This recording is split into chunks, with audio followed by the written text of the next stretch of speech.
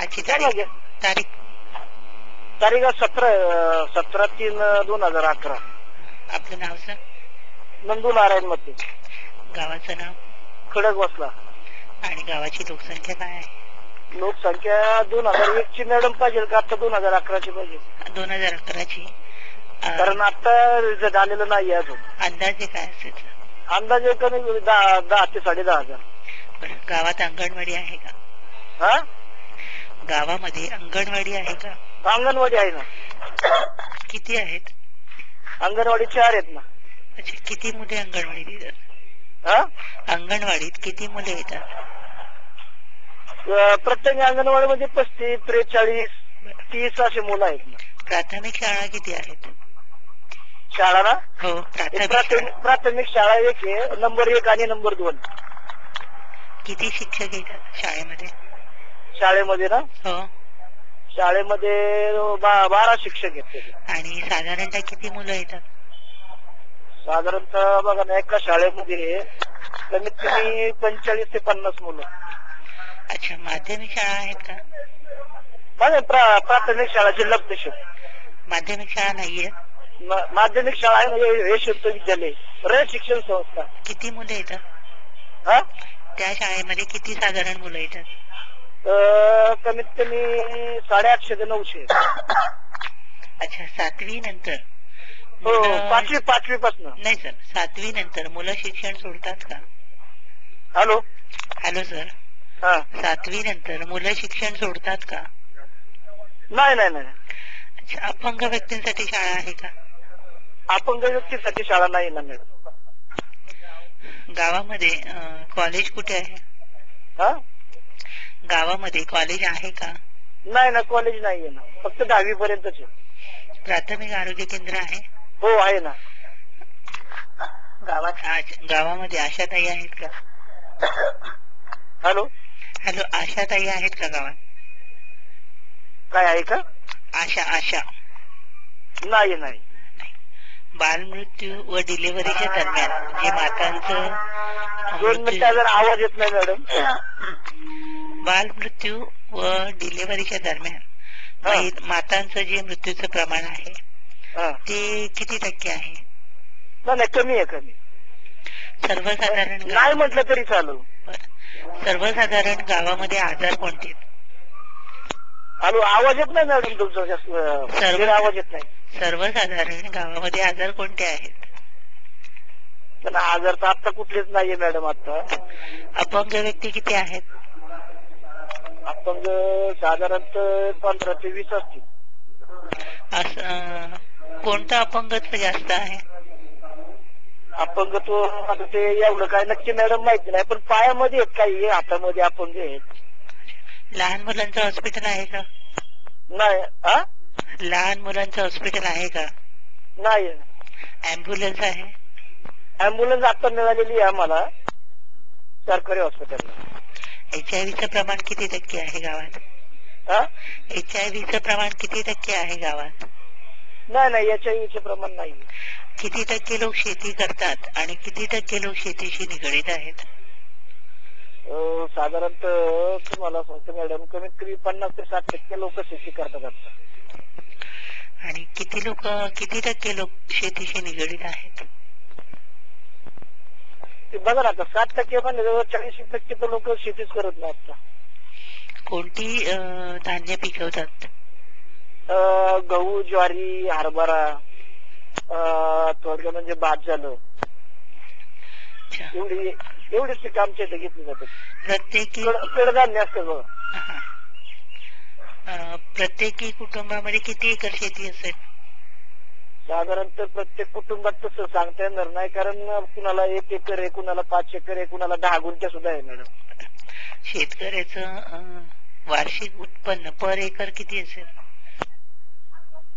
पर acre तसं सांगता येणार नाही मॅडम. आता कुणाचं कसं, आता या अवकाळी पावसामुळे आता 3 वर्ष झालं कब्दर शेतकरी हतबल झालेला आहे मॅडम. कारण जो शेतकरी फायद्यामध्ये येत असतो त्या टायमाला त्या अवकाळी पावसामुळे ना पूर्ण नुकसान होत असतं शेतकऱ्याचं. 3 वर्ष असंच चाललंय बघा मॅडम. शेतावर काम करणाऱ्याला किती रोजगार मिळतो? शेतावरती काम करणाऱ्याला हो. एवढं काय नक्की मॅडम माहिती नाहीये, पण साधारणतः 200-250 रुपये रोज चाललेलं आहे आता इथे. अच्छा. कोणत्या माध्यमातून शेतीला पाणी मिळतं? आमचं जीवन साधना सहकारी पाणी पुरवठा आहे. गावामध्ये कधी शेतकऱ्यांनी आत्महत्या केली आहे का? नाही नाही नाही, कुठल्याच नाही. गावामध्ये दारिद्र्य रेषेखाली किती लोक आहेत? दारिद्र्य रेषेखाली कमीत कमी 160 ते 65 लोक आहेत. गावामध्ये नरेगा आहे का? गावामध्ये नरेगा आहे का? नाही समजलं? नाही नाही.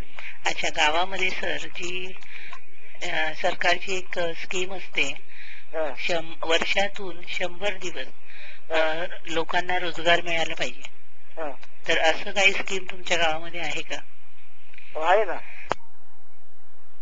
त्याच्या अंतर्गत पुरुष आणि महिलांना किती रोजगार मिळतो?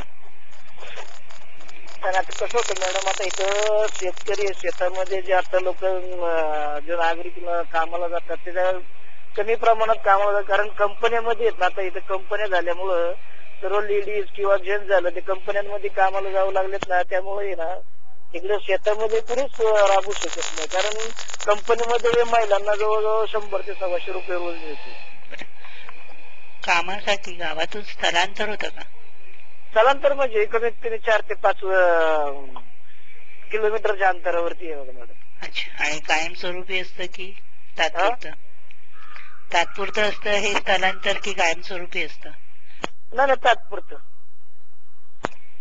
पिण्याचं पाणी उपलब्ध होतं का? हो. आणि पाणी लांबून आणावं लागतं की गावातच उपलब्ध होतं? नाही, डॅमच आहे ना खडक बसल्यामध्ये. नैसर्गिकरित्या पाणी? नैसर्गिकरित्या पाणी मिळतं? हो, मिळतं ना. स्वच्छ पाणी मिळतं का? हो, स्वच्छ पाणी. गावामध्ये किती टक्के लोकांच्या घरात संडास आहेत? कमीत कमी 60 ते 65%. आणि किती टक्के लोक याचा वापर करतात? त्याचा का? हो. किती टक्के लोक संडासांचा वापर करतात? संडासाचा वापर करतात? नाही, स्वतःचे जवळजवळ 60 ते 65% लोक संडास स्वतःचे आहेत, आणि कमीत कमी आता 30 ते 40 कुटुंब आहेत ते सार्वजनिक संडासाचा वापर करतात. महिलांना पुरुषाबरोबरची वागणूक मिळते का? हो, मिळते.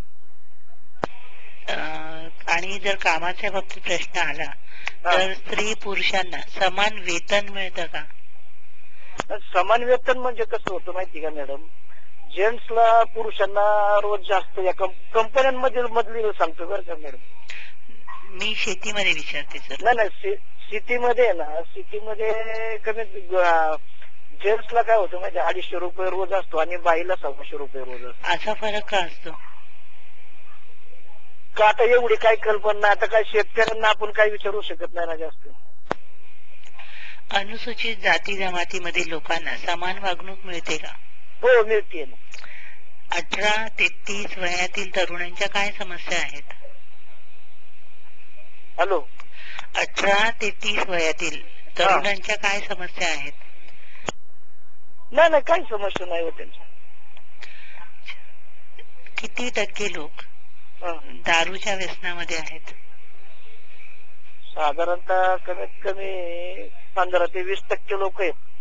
अच्छा. प्रत्येक व्यक्तीला दिवसाला किती खर्च येत असेल दारूसाठी? एवढं काय मॅडम सांगता येणार नाही आपल्याला, आता ते किती पितोय दिवसाला एवढं काय सांगता येणार नाही. तंबाखू किती टक्के लोक खातात? तंबाखू तर कमीत कमी लोक मॅडम 70 ते 80% लोक खातातच. त्या तंबाखूसाठी एका व्यक्तीला साधारण किती येत असेल खर्च?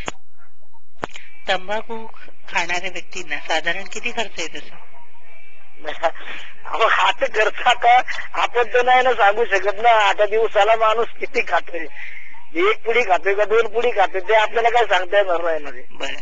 गावामध्ये बायका दारू आणि तंबाखूचं व्यसन आहे का बायकांना? नाही. गावात बँक आहे का? हो, बँक आहे ना. किती आहेत? साधारणतः मॅडम कमीत कमी तुम्हाला सांगतो मॅडम 3 बँक आहेत. बचत गट आणि महिला मंडळ आहेत का गावात? हो, आहे ना. पुरुष बचत करतात का? नाही. पुरुष बचत गट नाहीये. नाही, पुरुष बचत गट नाही विचारत. पुरुष पैशाची बचत करतात का? करतात ना. कुठे करतात? काय म्हटलं मॅडम? कुठे करतात बचत? बँकेमध्येच करणार ना. गावामध्ये महिला बचत करतात का? हो. कुठे करतात? त्यांचं महिला बचत गट आहे ना, आणि पीडीसीसी बँक आहे ना आपल्या इथं, त्या बँकेमध्ये असतात ना. गावापासून जवळच्या शहरात जाण्यासाठी चांगला रस्ता आहे का? हो आहे ना. गावामध्ये रस्ते आहेत का चांगले? हो, आता चालू आहे, कॉन्क्रिटीकरण चालू आहे मॅडम. गावामध्ये लाईट आहे? लाईट आहे. लोड शेडिंग होतं का? नाही ना, लोड शेडिंग होत नाही. गावामध्ये किती टक्के लोकांच्या घरात मोबाईल आहे? तरी साधारणतः 80 ते 90% लोकांकडे मोबाईल आहे मॅडम. किती टक्के लोक वर्तमानपत्र वाचतात? वर्तमानपत्र 70-80% लोक वाचतात मॅडम. किती टक्के लोकांच्या घरात कम्प्युटर आणि इंटरनेट आहे? इंटरनेट कम्प्युटर एवढं काय सांगता येणार नाही, पण कमीत कमी 50 लोकांकडे असतील कम्प्युटर. हो. ग्रामपंचायतीचा लोकांना कसा फायदा होतो? कशाचा? गावामध्ये ग्रामपंचायत असल्यामुळे त्या ग्रामपंचायतीचा लोकांना कसा फायदा होतो? त्यांना फायदा होतो ना. आता कसं, ज्यावेळेस ग्रामपंचायत किंवा लोकांच्या कुठल्या अपेक्षा असतात त्यावेळेस ग्रामपंचायत त्याला सक्षम असते ना, कुठली काय अडचण असते ना लोकांची, ती पूर्ण करू शकतो ना तिथं. जर एखाद्या सरपंचांना अवॉर्ड द्यायचंय तर त्या सरपंचांच्या अंगी कोणते गुण असायला हवेत?